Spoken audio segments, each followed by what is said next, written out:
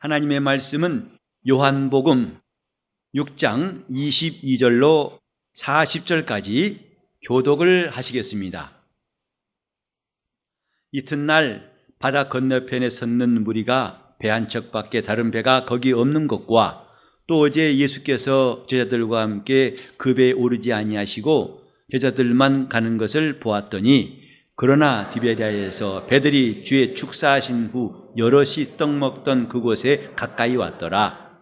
무리가 거기 예수도 없으시고 제자들도 없음을 보고 곧 배들을 타고 예수를 찾으러 가버나움으로 가서 바다 건너편에서 랍비여 어느 때 여기 오셨나이까 하니, 예수께서 대답하여 가라사대 내가 진실로 진실로 너희에게 이르노니 너희가 나를 찾는 것은 표적을 본 까닭이 아니요 떡을 먹고 배부른 까닭이로다. 썩는 양식을 위하여 일하지 말고 영생하도록 있는 양식을 위하여 하라.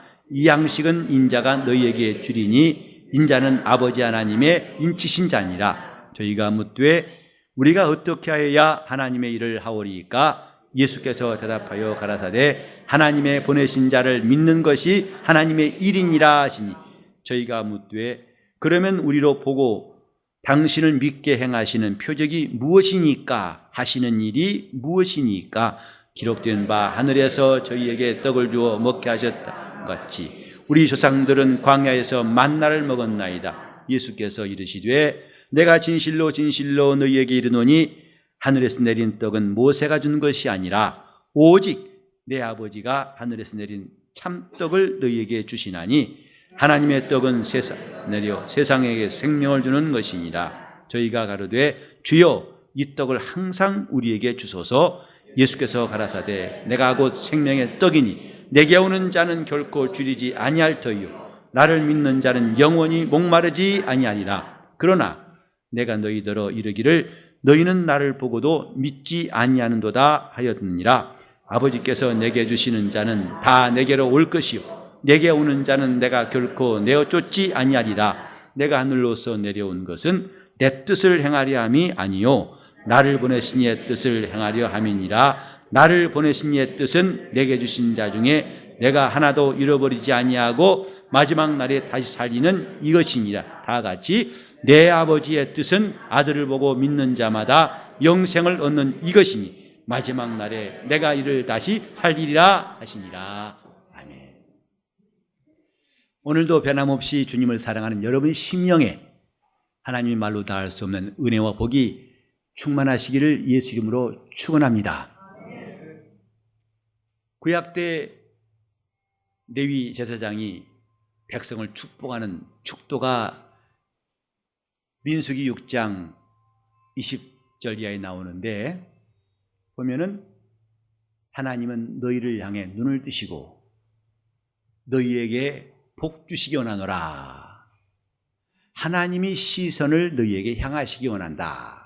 그리고 너희에게 복 주시기 원한다. 오늘날 축도와 비교하면 좀 다르지만은 중요한 것은 하나님의 복이, 하나님의 시선이 이스라엘을 향하시는 것이 축복의 내용이었습니다. 우리가 하나님을 찾는 사람들이 되었고 또 하나님이 찾으시는 사람이 되어야 한다는 것을 성경에 말씀하고 있는데, 과연 우리는 왜 그분을 찾는 걸까요? 또 그분이 필요해서, 얼마나 필요해서 그분을 찾고 있을까요? 이 본문에도 너희가 나를 찾는 까닭은 표적을 본 것이 아니라 떡을 먹고 배부른 까닭이로다. 주님은 그들이 예수를 찾는 이유를 잘 아셨습니다. 그리고 그들에게 좀 더 명확하게 제대로 그분을 찾는 이유를 알게 하시려고 오늘 이 본문을 말씀하신 거예요. 여러분은 예수를 왜 찾습니까? 과연 그분 앞에 나와서 용무가 있습니까? 주님께 용무가 있는 사람은 주님의 시선을 꼭 붙잡으려고 할 것이고, 그래서 자기 시선도 주님께 고정이 되어서 주님과 눈이 마주치는 것, 이것이 주님을 찾는 것입니다. 주님의 시선은 삭개오에 머물렀고 주님은 그 집을, 그런 사람을 찾으러 왔다고 말씀하셨어요. 인자가 온 것은 죄인을 찾아 구원코자 함이니라. 성경은 이와 같이 찾는 이야기, 죄인이 하나님을 찾는 이야기, 하나님이 인류를 불쌍히 여기사 그들을 찾는 이야기입니다. 그분이 왜 찾으셨고 우리는 왜 그분을 찾아야 할까? 오늘 그것에 대해서 말씀을 드리려고 합니다. 이제 우리 주위에 있는 사람들이 세월이 지날수록 점점 우리 곁을 떠나는 것을 보게 됩니다. 가족들 가운데서도 있던 사람이 떠나고 또 사랑한 사람들을 떠나보는 아픔들을 우리는 각각 가지고 있습니다. 저는 우리 가족들이 내 곁을 떠나는 이 충격적인 사건이 있기 전에 목사로서 교회에서 일하다 보니까 많은 성도들의 임종을 지켜보고 그들의 장례를 집례한 적이 있습니다. 그들이 조금 더 이 땅에 머물렀으면 하는 안타까움, 누구나 다 있죠. 조금 더 숨을 쉬고 조금 더 맥박이 뛰기를 바라서 의사에게 매달려가지고 다른 길이 없겠습니까? 이때에 필요한 약이 있다면 무엇인지 쓰십시오. 돈을 아까워하지 마시고 라고 부탁해서 매달립니다마는 기껏해야 암 같은 경우도 5년 이상 생존하면 그건 완치되었다고 하고 5년 정도 버티면 나름대로 잘했다고 생각합니다. 과연 우리는 지금까지 산다는 게 무엇인가에 대해서 한 번 더 돌이켜봐야겠습니다. 우리는 내 가족들이 숨을 쉬기 힘들으니까 조금 더 편하게 오래 쉬게 하려고, 맥박이 좀 더 뛰게 하려고 애를 쓰지만 어느 순간에 그런 노력들이 더 이상 효력이 없어가지고 그 모니터에 심장 박동이 똑똑똑 뛰는 그래프가 나중에 뚝 하면서 선이 그리 나올 때 그 심정, 좀 있다가 의사가 돌아가셨습니다 하는 말 들어보셨나요? 약이 살리고 음식이 살리고 숨 쉬면 산다고 생각했었는데 더 이상 숨도 쉬지 않고 방법을 많이 써봤지만은 역시 더 이상 콧김이 나오지 않고 심장이 뛰지 않는 순간 경험해 보신 분들은 이게 죽음이구나 라고 여길 겁니다. 그 숨만 멈춘 게 아니라 장례를 치를 동안에 3일 동안 마음의 아픔, 섭섭하고 아쉽고 슬픈 마음을 사람의 말로는 다 유발할 수 없지요. 그게 끝이 아닙니다. 마침내 한 줌이 재가 돼가지고 뿌려질 때 그게 끝이 아닙니다. 그 다음에는 사망이 심판을 받고 그 심판의 결과 멸망이 있다는 것을 우리는 예수 안에 들어와서 알게 되었습니다. 다시 말해서 숨이 끊어지면 끝이 아니라 그 다음을 좀 더 확장해서 알게 된 거죠. 이만큼이 전부가 아니라 이만큼 더 창문을 더 넓게 만들어 가지고 조금 더 큰 시야로 알게 된 거죠. 그래서 사람들은 나 죽음을 두려워하게 됩니다. 그래서 살라고 하죠. 하지만 다시 말합니다만 공기가 맑은 곳이 있다고 해서 사는 게 아니고 사실 요새 미세먼지라는 것이 자꾸 신경 쓰게 만들지 않습니까? 근데 우리나라 사람 참 담대한 것 같아요. 미세먼지 예보에도 어제도 보니까 그제도 보니까 마스크 쓴 사람보다도 안 쓴 사람이 훨씬 더 많아요. 이 정도는 끄떡없다고 하는 것 같아서. 하지만 이제는 좀 더 공기 좋은 곳에 가 살고 싶고 물 좋은 곳, 좋은 음식을 먹으면 장수할 수 있지 않을까. 세계에서도 장수촌에 대한 소개가 나올 때마다 때로는 부러울 때가 있죠. 거가 살 걸까? 거가 하면 좋을 것 같은데. 하지만 우리가 분명히 깨닫는 것은 숨을 더 쉬는 게 사는 게 아니고 심장이 좀 더 뛰었다고 해서 사는 게 아니더라 이 말입니다. 마치 우리가 지금까지 알았던 생명이 뭐냐? 그건 뭐냐면 배터리 같아가지고 갓 태어난 아기는 100% 충전된 배터리 같고, 이제 수십 년 동안 산 사람들, 80을 넘기고 90을 넘긴 사람들한테는 남은 양이 10%도 안 돼가지고 빨간 불 들어온 상태 같다, 그렇게 말할 수 있어요. 사는 게 아니라는 거 많이 느끼시죠? 떡이 있어야 사는 것이 아니고, 공기가 있어야 사는 게 아니고, 좋은 환경이 있어야만 사는 게 아니라, 우리가 예수 안에 들어와 깨달은 것은 생명이 있어야 산다는 것입니다. 생명이 있으면 산다, 그걸 주님께서 보여주셨어요. 그래서 그 생명이 삭개와 같이 소외되고 죄인 되어서 어두운 가운데 있던 가정에 임하시니까 그 집에 죄사함 받은 기쁨이 충만하고, 그가 그렇게 귀히 여겼던 재산도 과감하게 처분하고 주님을 영접합니다. 그 생명이 나사로의 집에 가시니까 무덤 속에 있던 나흘 썩은 냄새 나는 나사로가 걸어 나오게 됩니다. 사람들은 다 죽었다고 했지만, 이제는 가망은 없다고 했지만은, 하나님의 생명이 접촉하는 곳마다 병자가 낫고, 또 귀신이 그 앞에서 떠나가게 되고, 각색병이 난 역사를 성경은 기록하고 있습니다. 그리고 이것이 생명이다. 이 세상에서 장수하고 싶고, 장수하더라도 무병장수하고 싶고, 그래서 9988-123이라는 말을 들었어요. 99세까지 88이 살다가 하루 이틀 아픈 다음에 3일째 죽자, 이게 실을 달다는 거죠. 그냥 장수하세요, 이건 별로 도움이 안 된다는 거죠. 9988-123, 그것이 생명인 줄 알았는데, 역시 그 생명도 꽃이 지는 것처럼 시들어버리니까 역시 낙심이 되고 허무하다, 이 말이죠. 세상 어디에도 생명이 없다는 것을 깨달은 사람이 예수 믿습니다. 어디를 가든지 생명, 그렇게 살고 싶은 생명이 없어서 방황했는데, 마침내 예수 안에 생명을 발견한 사람들이 예수께 나와서 믿는 겁니다. 여러분은 과연 생명의 근원이신 이를 만났습니까? 생명이 무엇인지를 알고 생명 주시는 분을 여러분은 꼭 붙들고 계신가요? 그렇다면 여러분은 참 안심이에요.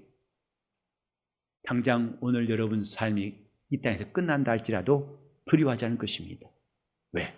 그 영원한 생명이 죽은 사람도 살리시고 살아서 믿는 사람은 영원히 죽지 않게 하시기 때문인 것입니다. 예수를 찾는 목적, 한마디로 생명이 그분에 있기 때문이에요.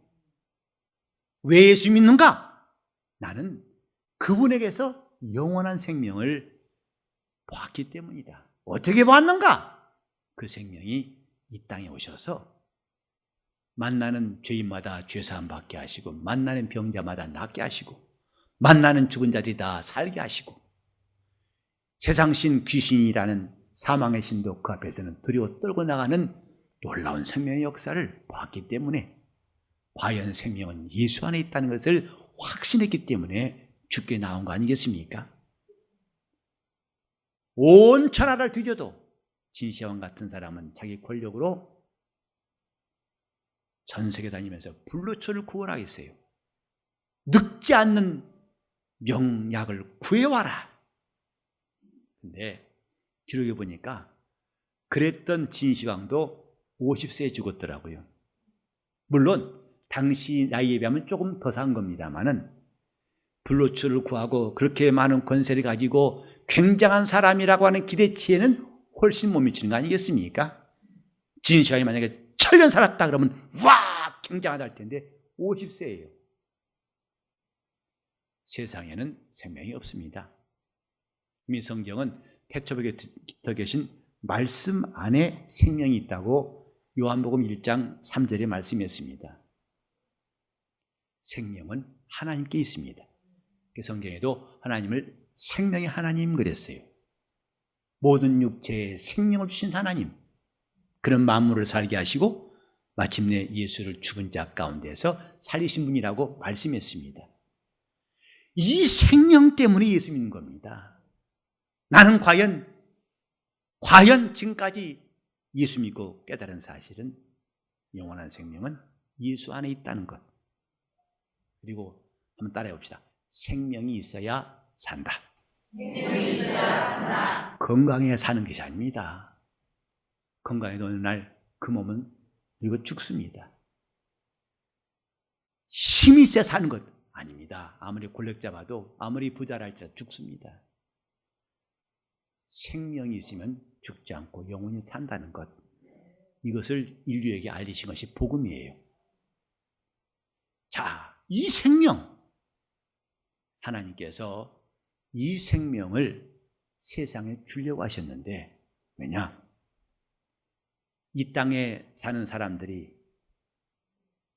바벨탑을 쌓고 하나님과 견줄 만큼 그들의 문화를 자랑하고, 또 땅을 파고 다리를 놓고 터널을 뚫고 하늘을 날고 우주를 정복한다고 하지만은, 그들이 똑똑한 것 같고 힘 있는 것 같지만 얼마나 죽음 앞에서 무력한 인생임을 아시고, 죽음이 끝이 아니라 그 사망과 함께 심판받고 멸망함을 아시고, 하나님 그 인류를 불쌍히 여기사 그들에게 하나님의 생명을 주려 하신 것입니다.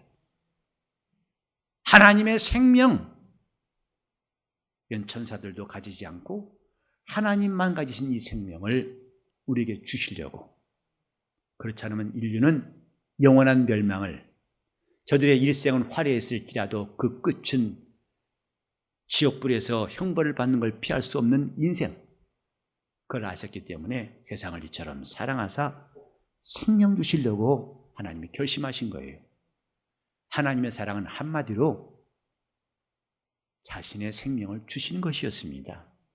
그래서 그들도 멸망치 않고 살게 하신 것.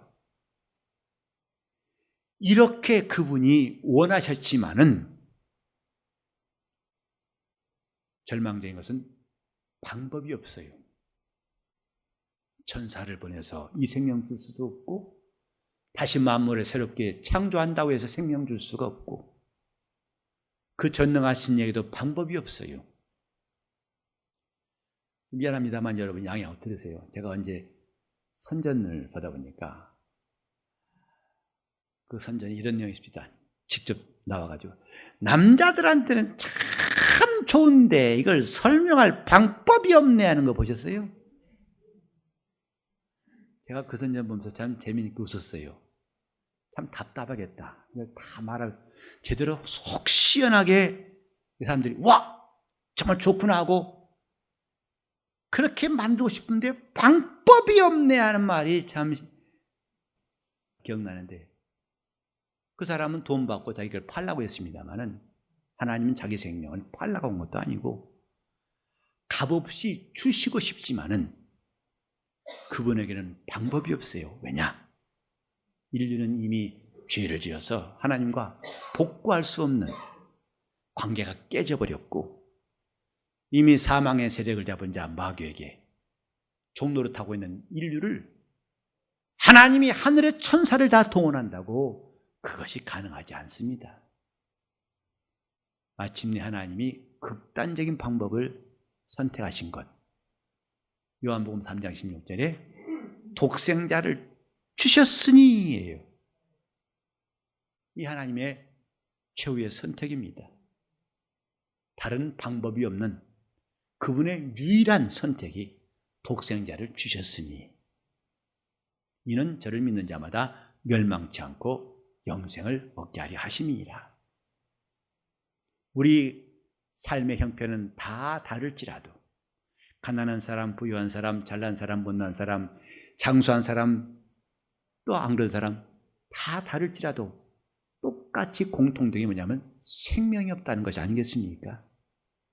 그래서 그가 선택하신 것은 생명을 주시려고 독생자를 주셨으니, 근데 바울 사도는 이 말씀을 로마서 8장에 우리를 위하여 아들을 아끼지 않고 내어주신 이가 그랬어요.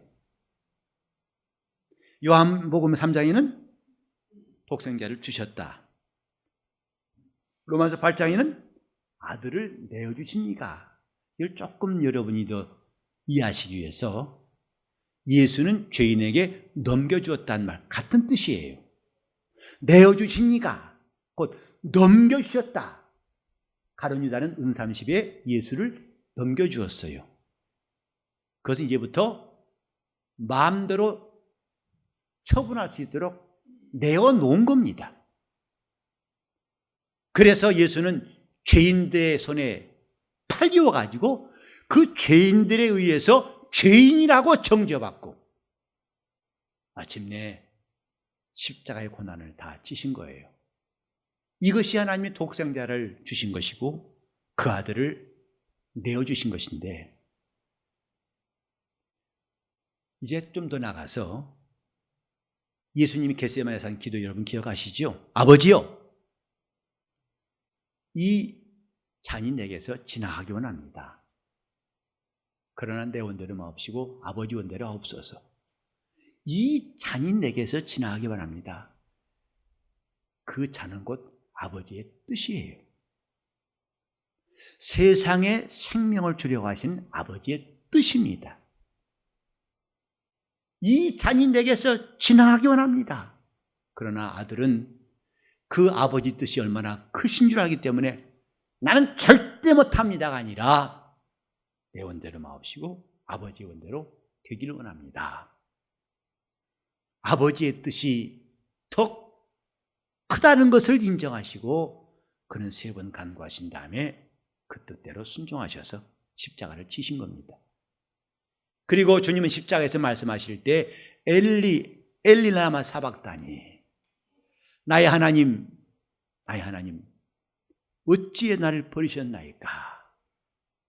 그 말씀만 딱 떼놓고 보면은 하나님 아들도 참다가 불평하고 원망하고 괴로워하는 절규라고 여길지 모르겠지만 아버지의 뜻을 처음부터 다 살핀 사람이라면 그것이야말로 하나님이 얼마나 크신 뜻이 이루어지는 것인지를 주님도 십자가상에서 인정하시는 말씀이었다는 것.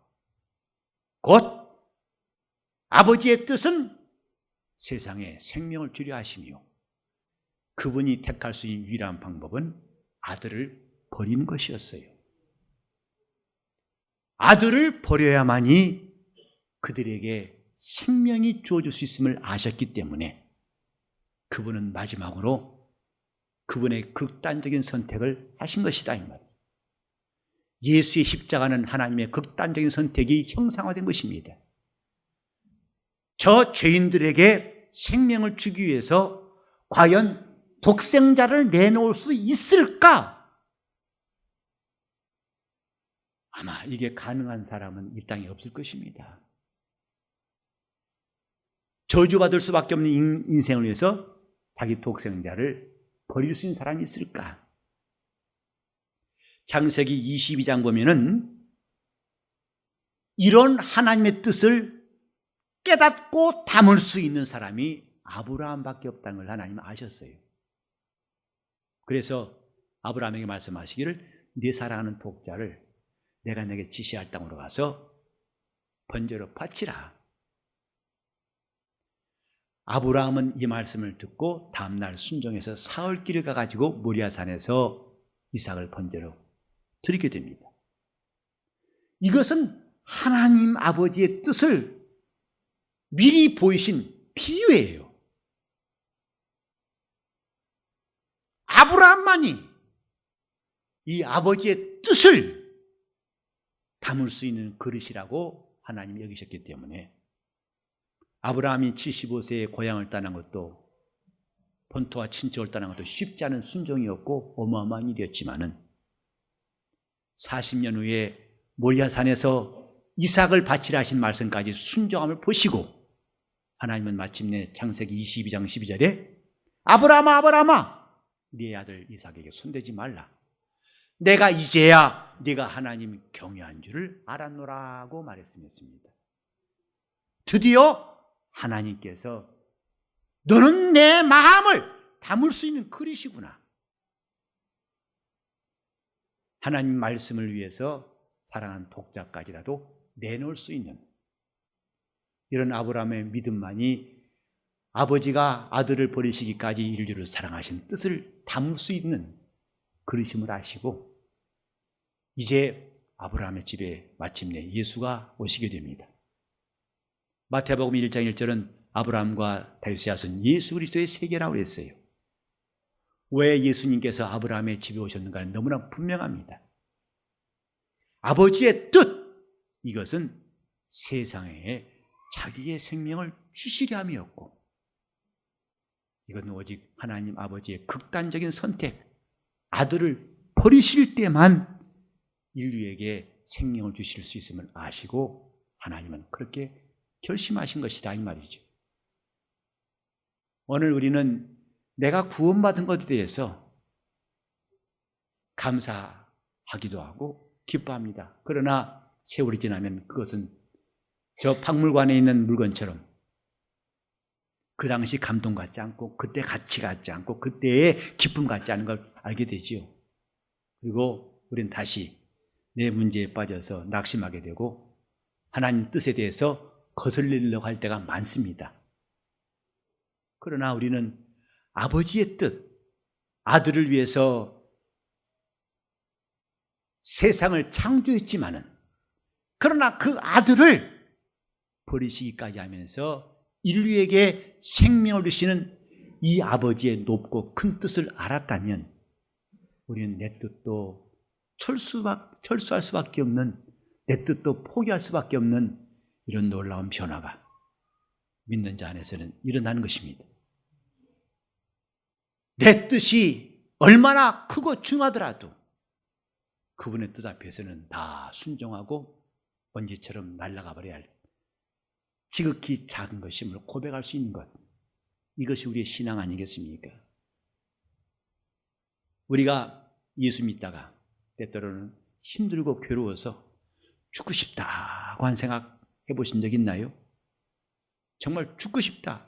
신자가 이런 생각하면 안 되는데 너무 힘들어서 너무 괴로워서 죽고 싶다. 그런데 신자들이 그런 자기 생각을 실행에 옮긴 사람은 없습니다. 왠지 아십니까? 그러면 지옥 가기 때문이지. 물론 그 말도 틀린 말은 아니에요.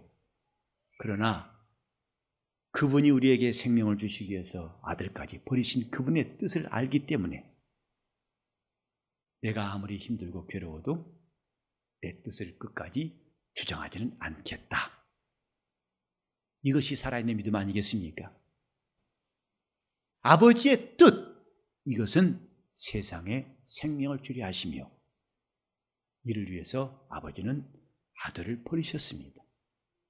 이는 세상에 생명 주시려고 하는 간절한 아버지의 뜻, 이것을 주님께서도 십자가에 달려서 나의 하나님 어찌 나를 버리셨나이까? 나를 버리시기까지 저들을 사랑하시고 저들에게 생명을 주시는 분이시니 과연 하나님은 사랑이십니다. 아들만 아셨던 이 놀라운 비밀이 오늘 우리 교회 모두에게도 다 심어지기를 예수 이름으로 축원합니다. 과연 하나님은 사랑이십니다. 이렇게 사랑하신, 이렇게 생명을 주려 하심이 하나님의 사랑이었다. 그가 가난한 자를 돌아보시고 병자를 고치시고 귀신을 쫓으시고 또 필요한 것들을 공급하시는 것도 사랑이지만 그건 큰 하나님의 사랑이라는 큰 나무에 지극히 작은 가지에 불과한 것이고 그 뿌리여 갖고 큰 줄기 같은 게 뭐냐? 하나님 우리에게 생명을 주시기 위함입니다.